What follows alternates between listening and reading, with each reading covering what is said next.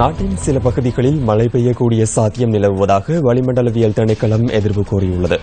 வானிலை தொடர்பான மேலதிக தகவல்களை வழங்குகின்றார் வளிமண்டலவியல் திணைக்களத்தின் வானிலை அதிகாரி முகமது சாலிஹின்.